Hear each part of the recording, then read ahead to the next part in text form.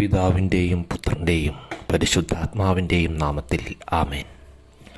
ശത്രുക്കൾ നിനക്കു ചുറ്റും പാളയമടിച്ച് നിന്നെ വളയുകയും എല്ലാ ഭാഗത്തു നിന്നും നിന്നെ ഞെരുക്കുകയും ചെയ്യുന്ന ദിവസങ്ങൾ വരും. ലൂക്കാ സുവിശേഷകൻ 19-ാം അധ്യായത്തിൽ പ്രതിപാദിക്കുന്ന ഈ വാക്യം തന്നെ വധിക്കാൻ യൂതന്മാർ കൊണ്ടുപോകുന്ന ജെറുസലേം നഗരം ദൂരെ നിന്ന് കാണുന്ന യേശുവിൻ്റെ വിലാപമാണ്. മനുഷ്യകുലത്തിൻ്റെ വീണ്ടെടുപ്പിന് വന്ന യേശുക്രിസ്തു ജെറുസലേമിൽ ഉടനെ സംഭവിക്കാനിരിക്കുന്ന ശിക്ഷയെക്കുറിച്ചോർത്ത് നെടുവീർപ്പിട്ട് കരഞ്ഞുകൊണ്ട് ജെറുസലേം നിവാസികളോട് പറയുന്നു, നിങ്ങളെയും നിങ്ങളുടെ മക്കളെയും നശിപ്പിക്കുകയും നിന്നിൽ കല്ലിന്മേൽ കല്ലു ശേഷിക്കാതിരിക്കുകയും ചെയ്യും.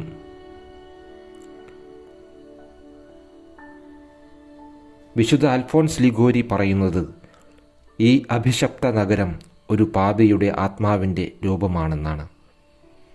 മരണസമയത്ത് താൻ ശത്രുക്കളാൽ ചുറ്റപ്പെട്ടിരിക്കുന്നു എന്ന് അവൻ മനസ്സിലാക്കും.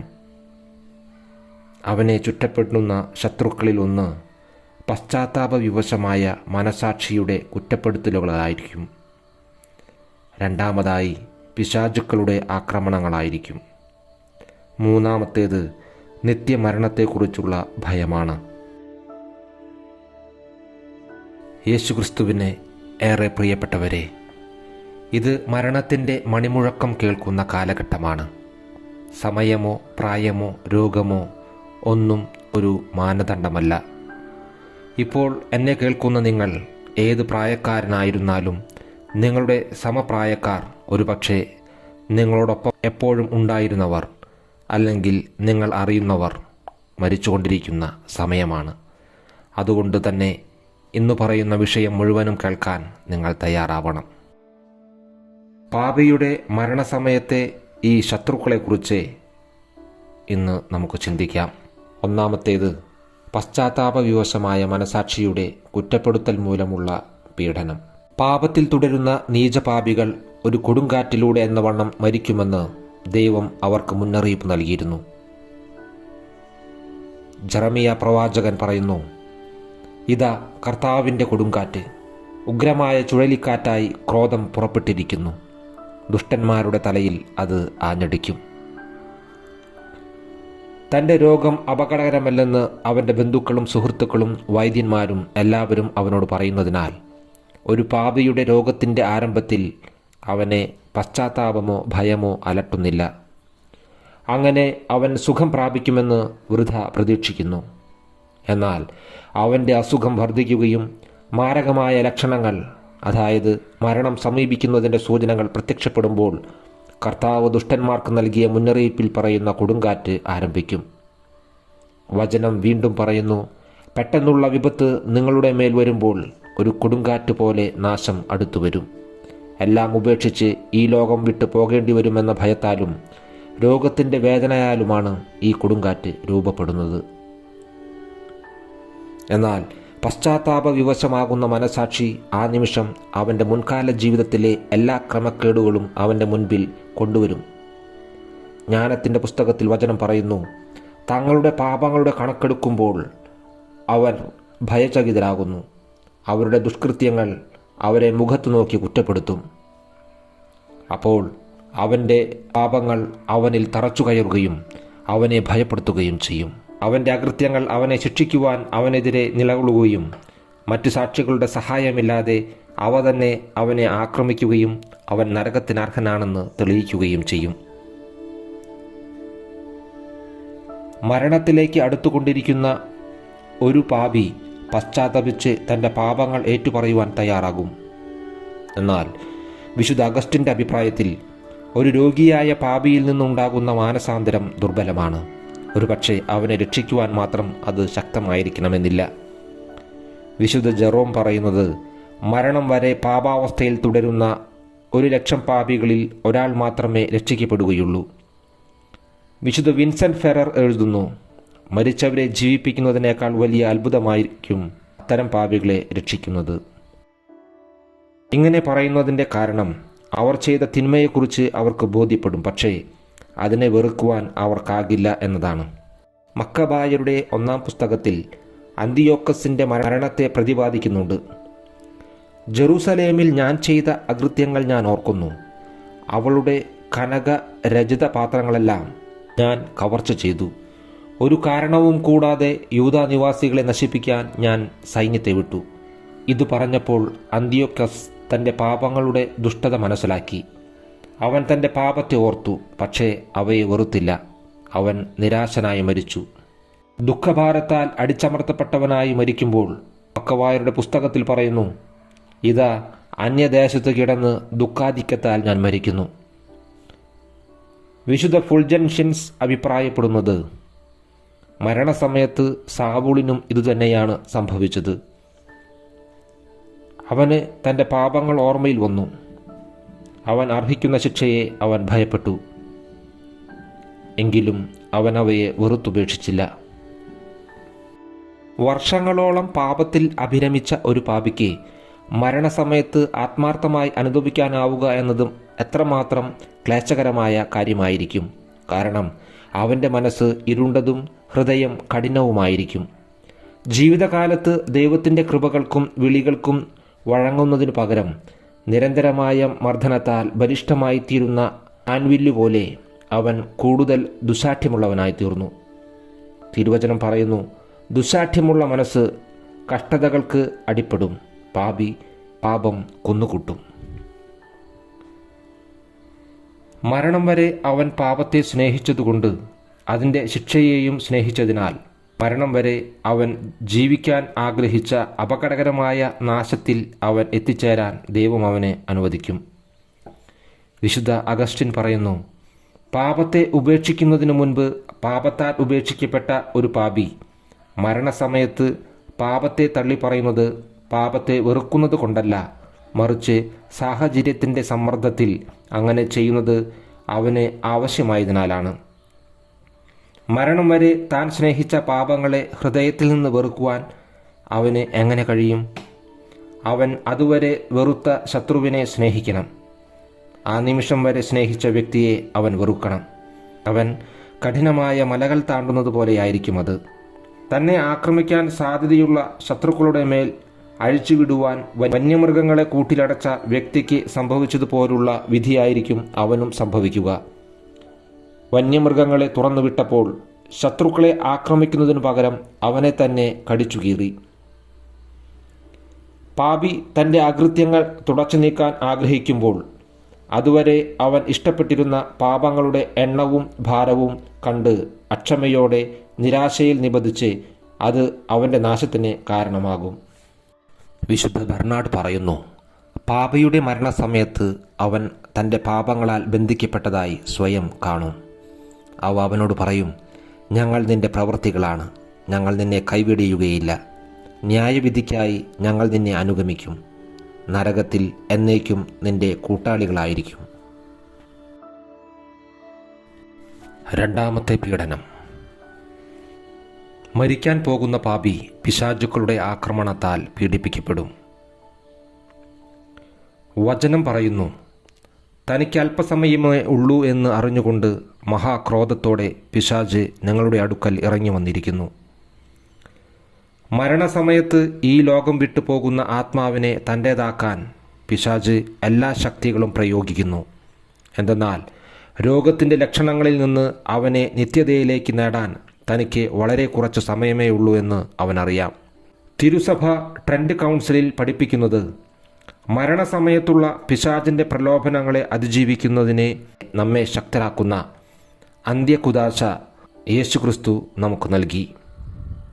രണ്ടാം വത്തിക്കാൻ സുനഹദോസിന് ശേഷം രോഗിലേപനം എന്നറിയപ്പെടുന്ന ഈ കൂദാശ അവൻ്റെ ജീവിതാവസാന മണിക്കൂറുകളിൽ ശക്തമായ ഒരു കോട്ടയായി അവനെ സംരക്ഷിക്കും. നമുക്കുള്ള ശിക്ഷാവിധി ഉറപ്പാക്കാനും ദൈവത്തിൻ്റെ കാരുണ്യത്തെക്കുറിച്ച് നമ്മെ നിരാശരാക്കാനും ശത്രുവായ പിശാച് നമ്മുടെ ജീവിതാവസാന മണിക്കൂറുകളിൽ നമുക്കെതിരെ ഈ ആക്രമണം നടത്തുന്നത് പോലെ പോരാടുന്ന മറ്റൊരു സമയമില്ല എന്ന് ട്രെൻഡ് കൗൺസിൽ കൂട്ടിച്ചേർക്കുന്നു. വിശുദ്ധ ജീവിതം നയിച്ചിട്ട് പോലും മരണാസന്നരായ ആത്മാക്കൾക്ക് നേരെയുള്ള പിശാചിൻ്റെ ആക്രമണങ്ങളും കെണികളും ഭയാനകമാണ്. വിശുദ്ധ ജീവിതം നയിച്ചിരുന്ന രാജാവായിരുന്ന എലയാസർ തനിക്കുണ്ടായിരുന്ന മരണാസന്നമായ രോഗാവസ്ഥയിൽ നിന്നും സുഖം പ്രാപിച്ചതിനു ശേഷം പറഞ്ഞത്, മരണസമയത്ത് പിശാച് മനുഷ്യരെ ഏതു രീതിയിൽ ആക്രമിക്കുമെന്നത് അത് അനുഭവിച്ചവർക്ക് മാത്രമേ വിവരിക്കാനാകൂ എന്നാണ്. വിശുദ്ധ ആൻഡ്രൂ അവലിയാസ് തൻ്റെ ജീവിതത്തിൽ കഠിന രോഗാവസ്ഥയിൽ ആയിരുന്നപ്പോൾ തൻ്റെ വേദനയിൽ അദ്ദേഹം നരകത്തോടുള്ള കഠിനമായ പോരാട്ടം നടത്തി. അദ്ദേഹത്തിനരികെ സന്നിഹിതരായിരുന്ന വിശ്വാസ സമൂഹം അത് കണ്ട് നടുങ്ങി. ആ പ്രക്ഷോഭത്തിൻ്റെ ഫലമായി അദ്ദേഹത്തിൻ്റെ മുഖം വീർക്കുകയും കറുത്തതായി മാറുകയും അദ്ദേഹത്തിൻ്റെ എല്ലാ അവയവങ്ങളും വിറയ്ക്കുകയും കണ്ണുകളിൽ നിന്ന് കണ്ണുനീർ ഒഴുകുകയും ചെയ്തുവെന്ന് അവർ കണ്ടു. എല്ലാവരും അദ്ദേഹത്തിൻ്റെ ഈ ദുരവസ്ഥ കണ്ട് അനുകമ്പയാൽ കരയുവാൻ തുടങ്ങി. ഒരു വിശുദ്ധൻ്റെ മരണം ഇത്തരത്തിലാണല്ലോ എന്നോർത്ത് അവർ ഭയചകിതരായി. അതേസമയം പരിശുദ്ധ മറിയത്തിൻ്റെ ഒരു ചിത്രം വിശുദ്ധൻ്റെ മുൻപിൽ വച്ച നിമിഷത്തിൽ അദ്ദേഹം ശാന്തനാകുന്നതും അനുഗ്രഹീതമായ ആ ആത്മാവ് നിറഞ്ഞ സന്തോഷത്താൽ സ്വച്ഛമായി ശ്വസിക്കുന്നതായും കണ്ടപ്പോൾ അവർ ആശ്വസിച്ചു. വിശുദ്ധ ജീവിതം നയിച്ചിരുന്നവർക്ക് ഇതാണ് അവസ്ഥയെങ്കിൽ മരണം വരെ പാപത്തിൽ ജീവിച്ച പാപികൾക്ക് എന്തു സംഭവിക്കും? അങ്ങനെയുള്ളവരെ നിത്യനാശത്തിലേക്ക് കൊണ്ടുപോകാൻ പിശാച് ഒറ്റയ്ക്കുള്ള ഒരു പരിശ്രമം നടത്തുകയില്ല. മറിച്ച് അവൻ തൻ്റെ സഹായത്തിനായി കൂട്ടാളികളെ വിളിക്കും. ഏശയ്യായുടെ പുസ്തകത്തിൽ പറയുന്നു, അതിൻ്റെ വീടുകൾ ഓരിയിടുന്ന ജീവികളെ കൊണ്ട് നിറയും. ഒരു ക്രിസ്ത്യാനി ലോകം വിട്ടു പോകുന്ന സമയമാകുമ്പോൾ അവൻ്റെ ഭവനം പിശാചുക്കളാൽ നിറഞ്ഞിരിക്കും. അവൻ്റെ നാശം ഉറപ്പാക്കാൻ അവർ ഒന്നിക്കുന്നു. അവളെ അനുധാവനം ചെയ്യുന്നവർ ദുരിതക്കിടക്കയിൽ വെച്ച് അവളെ പിടികൂടി. വിലാപങ്ങളുടെ പുസ്തകം പറയുന്നു. ഒരു പാപിയുടെ എല്ലാ ശത്രുക്കളും അവൻ്റെ മരണസമയത്തെ പീഡകളിൽ അവനെ വലയം ചെയ്യും. ഒരാൾ പറയും, ഭയപ്പെടേണ്ട, നീ ഈ രോഗം മൂലം മരിക്കുകയില്ല. മറ്റൊരാൾ പറയും, ഈ കാലം അത്രയും ദൈവത്തിൻ്റെ വാക്കുകൾക്ക് നീ ചെവി ചായ്ച്ചില്ല. ഇനി നിന്നെ രക്ഷിക്കാൻ അവിടുന്ന് വരുമെന്ന് നീ പ്രതീക്ഷിക്കുന്നുവോ? മറ്റൊരാൾ ചോദിക്കും, വഞ്ചന നിറഞ്ഞ നിന്റെ മുൻകാല ജീവിതവും അയൽക്കാരൻ്റെ സ്വത്തിനും സ്വഭാവത്തിനുമെതിരെ നീ ചെയ്ത അതിക്രമങ്ങളും നീ എങ്ങനെ പരിഹരിക്കും? വേറൊരാൾ ചോദിക്കും, യഥാർത്ഥ മനസ്താപമില്ലാതെയും പാപങ്ങളെ വെറുത്തുപേക്ഷിക്കാതെയും ദൃഢതയുള്ള തീരുമാനമില്ലാതെയും നീ നടത്തിയ കുമ്പസാരങ്ങൾ അസാധുവാണെന്ന് നീ കാണുന്നില്ലേ? പിന്നെ എന്ത് പ്രതീക്ഷയാണ് നിനക്കുള്ളത്? കഠിനമായ നിന്റെ ഈ ഹൃദയത്തിൽ നിനക്ക് അവയ്ക്ക് പരിഹാരം ചെയ്യാനാകുമോ? സ്വർഗം നിനക്ക് നഷ്ടമായെന്ന് നീ അറിയുന്നില്ലേ? ഇത്തരം ആക്രമണങ്ങളെയും പ്രതിസന്ധികളെയും നൈരാശ്യം നിറഞ്ഞ ആശയക്കുഴപ്പങ്ങളെയും തരണം ചെയ്തു വേണം പാപിയായ ആത്മാവിനെ നിത്യതയിലേക്ക് കടന്നു പോകാൻ.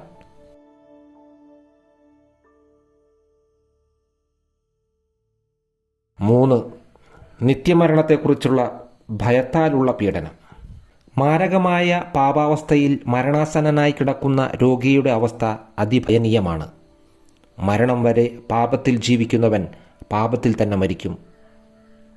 യോഹന്നാൻ്റെ സുവിശേഷത്തിൽ വചനം പറയുന്നു, നിങ്ങൾ നിങ്ങളുടെ പാപത്തിൽ മരിക്കും. ഏത് മണിക്കൂറിലും പാപി മാനസാന്തരപ്പെട്ടാലും ദൈവം അവനോട് ക്ഷമിക്കുമെന്നത് വാഗ്ദാനം ചെയ്യപ്പെട്ടതാണ്. എന്നാൽ മരണസമയത്ത് ഒരാൾക്കും മാനസാന്തരത്തിൻ്റെ കൃപ വാഗ്ദാനം ചെയ്യപ്പെട്ടിട്ടില്ല. വചനം പറയുന്നു, കർത്താവിനെ അന്വേഷിക്കുന്നവൻ അവിടുത്തെ കണ്ടെത്തും.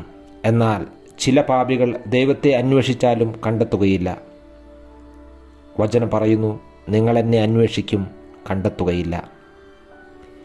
പാപത്തിൻ്റെ ആധിക്യത്താൽ അസന്തുഷ്ടരായവർ മരണത്തിനോടടുക്കുമ്പോൾ കുമ്പസാരിക്കുകയും പ്രായശ്ചിത്തം വാഗ്ദാനം ചെയ്യുകയും കരയുകയും ദൈവകരുണയ്ക്കായി യാചിക്കുകയും ചെയ്യും.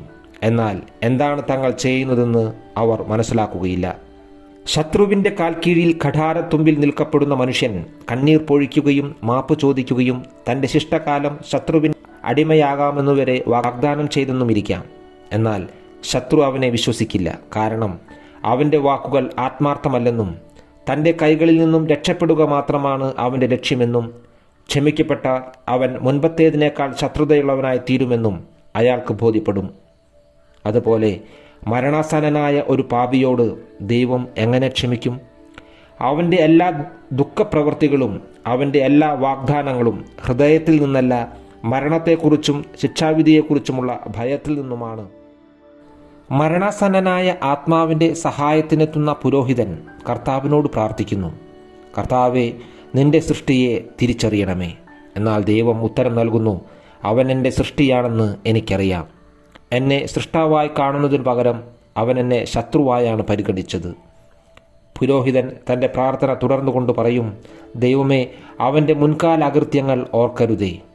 അപ്പോൾ കർത്താവ് മറുപടി പറയും, അവൻ്റെ ചെറുപ്പത്തിലെ എല്ലാ പാപങ്ങളും ഞാൻ ക്ഷമിക്കും. എന്നാൽ ഈ നിമിഷം വരെ അവൻ എന്നെ നിന്ദിച്ചു കൊണ്ടിരുന്നു. ജെറമിയായുടെ പുസ്തകത്തിൽ പറഞ്ഞിരിക്കുന്നത് പോലെ അവർ മുഖമല്ല പൃഷ്ഠമാണ് എൻ്റെ നേരെ തിരിച്ചിരിക്കുന്നത്.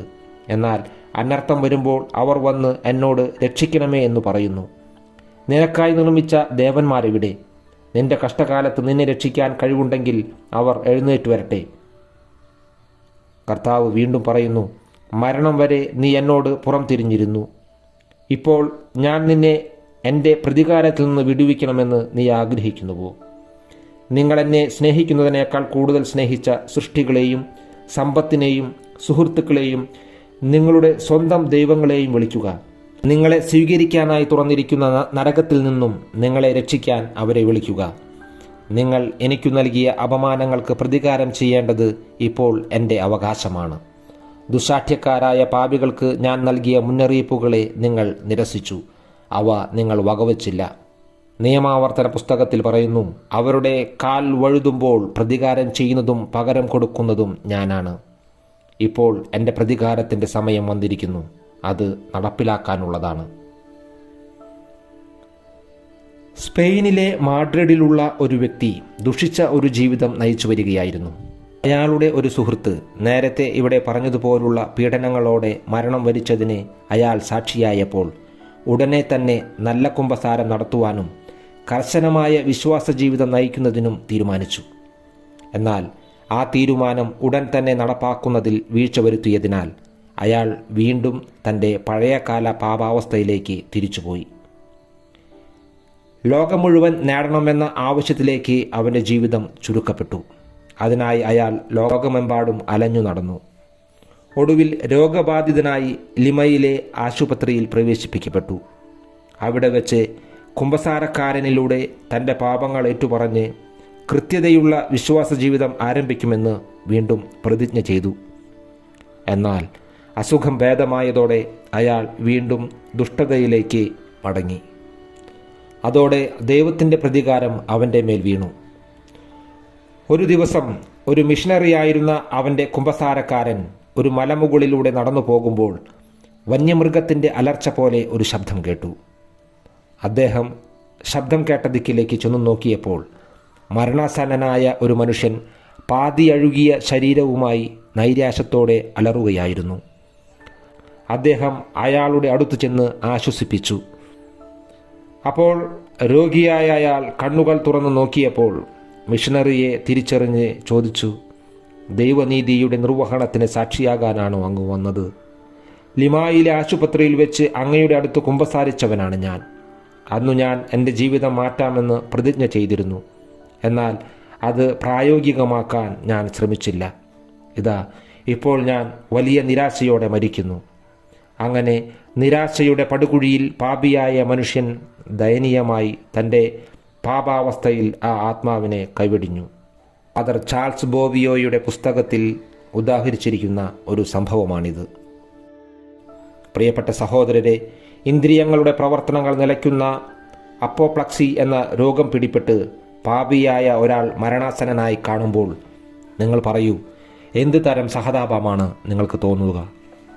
കൂദാശകളൊന്നും സ്വീകരിക്കാതെ, മാനസാന്തരത്തിൻ്റെ ലക്ഷണങ്ങൾ കാണിക്കാതെ, ദൈവവുമായി അനുരഞ്ജനത്തിന് സമയമുള്ളപ്പോൾ അതിന് ശ്രമിക്കാതെ പാപാവസ്ഥയിൽ തുടരുകയോ അല്ലെങ്കിൽ പാപത്തിലേക്ക് മടങ്ങുകയോ ചെയ്തിട്ട് പാപാവസ്ഥയിൽ പെട്ടെന്ന് മരിക്കുന്ന അപകടകരമായ അവസ്ഥയ്ക്ക് സ്വയം തുറന്നു കൊടുക്കുന്ന വിഡ്ഢിയല്ലേ യഥാർത്ഥത്തിൽ അവൻ? വചനം പറയുന്നു, നിങ്ങളും ഒരുങ്ങിയിരിക്കുവിൻ, എന്തെന്നാൽ പ്രതീക്ഷിക്കാത്ത മണിക്കൂറിലാണ് മനുഷ്യപുത്രൻ വരുന്നത്. അനേകർക്ക് സംഭവിച്ച അപ്രതീക്ഷിത മരണം ഒരുപക്ഷെ നമുക്കും സംഭവിച്ചേക്കാം. ഒരു കാര്യം നമ്മൾ മനസ്സിലാക്കുന്നത് അത്യാവശ്യമാണ്. മോശം ജീവിതം നയിച്ചുകൊണ്ടിരിക്കുന്ന ഓരോരുത്തരും അപ്രതീക്ഷിതമായ മരണത്തെ അഭിമുഖീകരിക്കും. അതായത് അവർക്കുണ്ടായ അവസാനത്തെ രോഗാവസ്ഥയിൽ കുറച്ചു സമയം തൻ്റെ നിത്യതയ്ക്കു വേണ്ടി ഒരുങ്ങുന്നതിനു വേണ്ടി ലഭിച്ചിരിക്കും. എന്തെന്നാൽ ആ മാരകമായ അസുഖത്തിൻ്റെ ദിവസങ്ങൾ അവനെ സംബന്ധിച്ചിടത്തോളം ആശയക്കുഴപ്പങ്ങളുടെ ദിവസങ്ങളാണ്. ആ സമയത്ത് അനേകം പാപങ്ങളാൽ ഭാരപ്പെടുന്ന ഒരു മനസാക്ഷിയെ ക്രമീകരിക്കുക എന്നത് പ്രയാസകരവും ധാർമ്മികമായി അസാധ്യവുമാണ്. സ്വയം ഒന്ന് ആലോചിച്ചു നോക്കൂ. ഡോക്ടർമാർ കൈവിട്ട അവസ്ഥയിൽ നിങ്ങൾ മരണത്തിൻ്റെ വക്കിലാണെന്ന് കരുതുക. ആ അവസാനത്തെ വേദനയുടെ സമയത്ത് നിങ്ങൾ ദൈവത്തോട് ഏറ്റുപറഞ്ഞ് മാപ്പപേക്ഷിക്കേണ്ട കാര്യങ്ങൾക്കായി മറ്റൊരു മാസമോ മറ്റൊരു ആഴ്ചയോ തീവ്രമായി ആഗ്രഹിക്കില്ലേ? അതെ, ദൈവം ഇപ്പോൾ നിങ്ങൾക്ക് ഈ സമയം തന്നിരിക്കുന്നു. അവൻ നിങ്ങളെ വിളിക്കുന്നു. തുറന്നു കിടക്കുന്ന നാശത്തിൻ്റെ അപകടത്തെക്കുറിച്ച് മുന്നറിയിപ്പ് നൽകുന്നു. അതുകൊണ്ട് ഇപ്പോൾ തന്നെ ദൈവത്തിന് സ്വയം സമർപ്പിക്കുക. എന്തിനു വേണ്ടിയാണ് നിങ്ങൾ കാത്തിരിക്കുന്നത്? ദൈവം നിങ്ങളെ നരകത്തിലേക്ക് അയക്കുന്നതുവരെ നിങ്ങൾ കാത്തിരിക്കണമോ? വചനം പറയുന്നു, അന്ധകാരം നിങ്ങളെ കീഴ്പ്പെടുത്താതിരിക്കാൻ പ്രകാശമുള്ളപ്പോൾ നടന്നുകൊള്ളുക. അതെ, ദൈവം ഈ നിമിഷം നിങ്ങൾക്ക് തന്ന ഈ സമയവും ഈ വെളിച്ചവും പ്രയോജനപ്പെടുത്തുക. നിങ്ങളുടെ മുൻകാല പാപങ്ങളെക്കുറിച്ച് അനുതപിക്കാൻ ആരോഗ്യമുള്ള ഈ സമയത്ത് നിങ്ങൾ തയ്യാറാവുക. കാരണം അർഹിക്കുന്ന ശിക്ഷ ഒഴിവാക്കാൻ കഴിയാത്ത ഒരു കാലം വരും. മാനസാന്തരത്തിൻ്റെ ഫലങ്ങൾ പുറപ്പെടുവിക്കുവാൻ നമ്മുടെ കർത്താവായ യേശുക്രിസ്തു നമ്മെ ഓരോരുത്തരെയും അനുഗ്രഹിക്കട്ടെ. ആമേൻ.